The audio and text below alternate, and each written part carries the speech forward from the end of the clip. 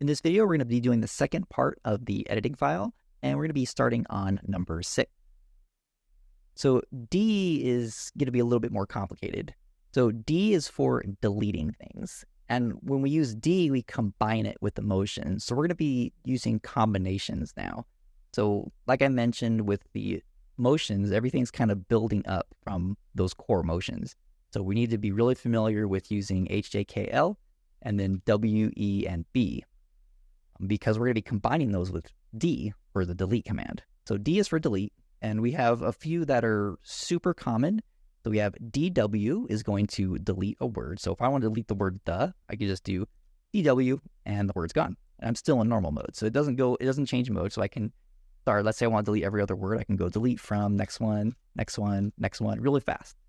And because I stay in normal mode after running the command, so I can just continue navigating.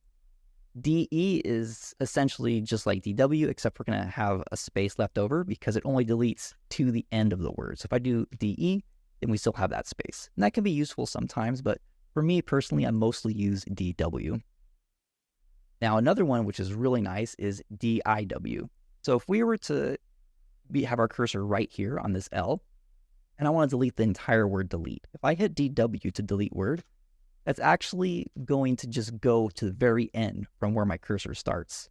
So it goes from the cursor to the next word, right? That's what happens with DW. If we do DIW, it deletes the inner word. So I is for inner. So we do DIW, and now the entire word is gone, regardless of where we are. So if we were right here at the very end, we do DIW, and the whole word is gone. So DIW is one of the, or just IW in general, is one of the more commonly used motions because it's, you're not always going to end up right at the very beginning of these words. You might be, let's say we want to delete the word deletion and our cursor is right here and we'll go up. We don't want to have to hit back and then delete the word. We can just go up, DIW, and the word's gone.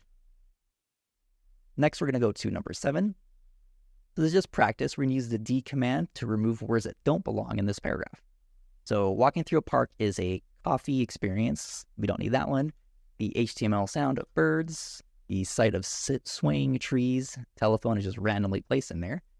We have a little bit of space here, so I'm just going to use X to get rid of that. The fresh air sidewalk, that doesn't make sense. And the fresh air creates, we should probably have an S right there. Soothing atmosphere for a leisurely stroll.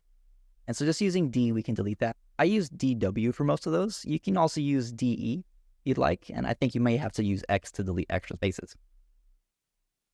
Next, on number 8, to undo an edit, we're going to press the U key. So I did mention U a little bit earlier, so now we're going to use it a lot to undo the edits to the previous paragraph.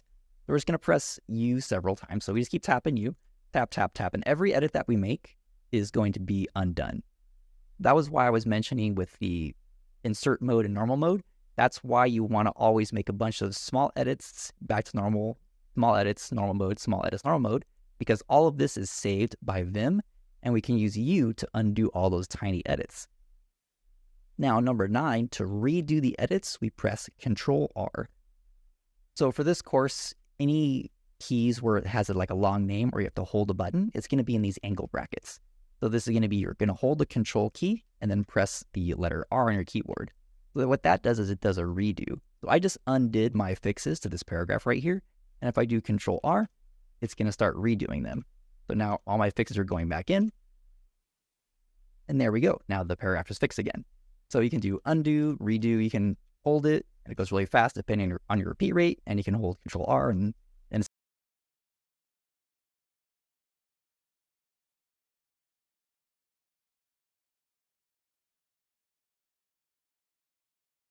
going to fix everything again.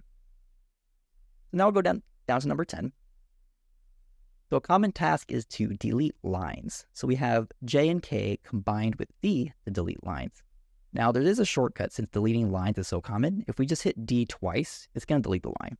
So I just hit DD and it deletes the line. If we do DK, so K is for going up, it's going to delete the current line and the previous. So if I do DK, we're going to delete 2 lines. So those are gone. And if I do DJ, it's going to delete the current line and the next. So J is down. So J is down, so delete down, and so it deletes 1 line down. Now we have repeats again. So this one's, with repeats, you can delete multiple lines. So if we want to delete 2 lines, we can do D2J. And it's going to delete the current line plus 2 lines down. So D2J, now 2 lines are deleted. So we're going to use various D commands to delete the duplicated lines in the list below.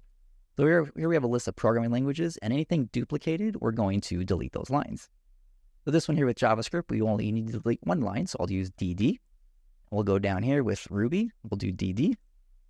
Here, 6, 7, 8, 9. So here we have multiple lines we need to delete. So what I'll do is we need to delete 4 of them because we have 5 lines. So I'm going to do D4J. Oop, too many. D3J. I should have looked at my relative lines. So we want to delete from right here, we want to delete these ones. So it's 3. So we got to make sure to look at the relative lines. So D3J is going to delete the amount that we need. So we'll do D3J. And the last one is just 1 line to delete. So I'll just do a DD. That does it for deleting. And we can combine delete motions with other motions that we'll cover later on throughout the course. Now, we're going to toss in changing into the mix. So with 11, we have change. So everything that we just did with the letter D for delete, we can also use it with change. And what change does is it'll delete the text just like it did before, but it's going to leave you in insert mode when you're done. So with change, it's going to allow you to easily change the text. So if we want to use, we're going to change all occurrences of red in the sentence. We're going to change it to blue. So if we go over here to the red, and normally, let's say we want to get rid of the word red, I could do DIW, and there it's gone. But I want to change it to blue. So instead of DIW, I'll do CIW. So now I'm left in insert mode, and now I can type blue, and I can hit escape, and then I can move on to the next one. And so I can do the same thing. I can do CIW, blue. Go over to red, I can do CW, blue. And then we have one more red. And this I can do CW, blue. So whenever you do C, is going to leave you in insert mode. That way you can easily change something. So C for change. And with 12, it's just telling you you need to do some practice, which of course I highly recommend with this lesson, especially that you spend probably 10 minutes just going through this file on your own, doing all kinds of different changes, undo, redo, learn how to make sure that your edits are tiny. That way when you hit U a bunch of times and undo them, you have something you can actually work with. Because if you write a whole bunch of edits and use the arrow keys and things and start moving around in a single edit, that means when you hit undo, you're going to undo a whole bunch of things all at once. But since hitting U for undo is so easy, you just change each one at a time. And if you want to change it back, you just do Control R.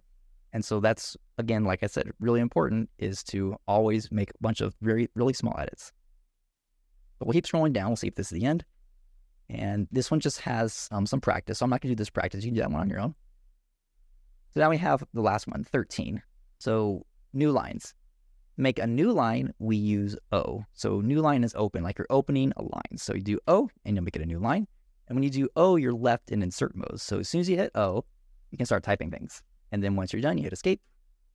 And if you want to put a line above the current line, you just use a capital O instead. So let's say my cursor is right here, and I want to make a line above. I just hit capital O, and now I have a line, and it's ready to go. So remember, with O, you're opening a line. And that'll do it for this video. I'll see you in the next one.